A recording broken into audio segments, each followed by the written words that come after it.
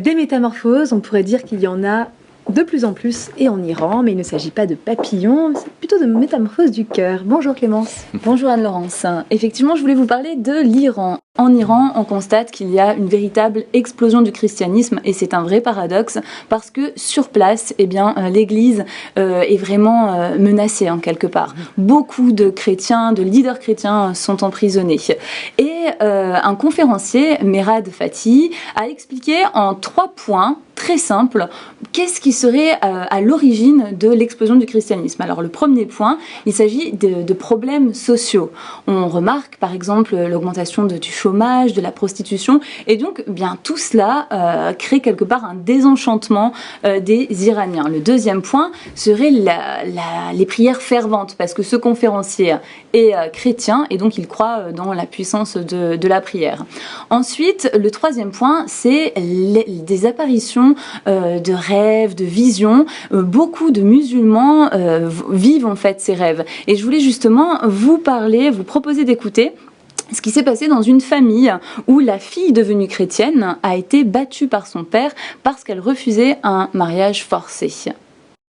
I heard the story of a daughter who came to Christ, a student. J'ai entendu l'histoire d'une jeune fille qui est venue à Christ en tant qu'étudiant. First, he was not taken seriously by her family. Et d'abord, elle n'a pas été prise au sérieux par sa famille. But then they realized that she's continuing in her faith. Mais après, ils ont réalisé qu'elle continuait sa marche dans sa foi. They thought we give her in marriage to a Muslim and she will change. Et ils se sont dit, bon, on va la marier à un musulman et elle changera. But she didn't want. Mais elle a refusé. So they forced her. Ils l'ont forcée. And it was the day that these people, according to our tradition, come to ask for the bride, ask for the girl. Et le jour est venu où, selon notre tradition, les gens viennent pour demander l'épouse.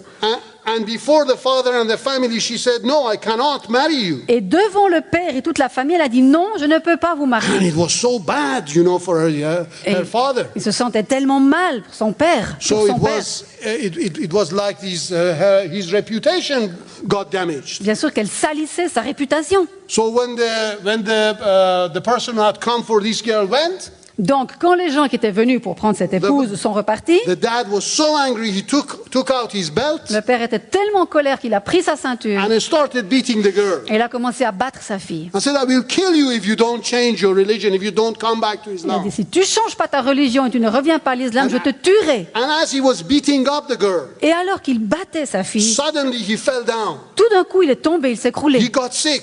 Il est tombé malade. And he started shouting, "Have mercy on me, have mercy on me." Et il commence à crier, pitié de moi, pitié de moi. The daughter got worried. Et la fille s'est inquiétée. With all the wounds that she had, she started getting worried for her father. Avec toutes ces blessures qu'elle avait partout, elle a commencé à soigner son père. Dad, what is happening to you? What's wrong? Eh mais papa, qu'est-ce qui se passe? Qu'est-ce qui va pas? He says, please forgive me. I didn't know.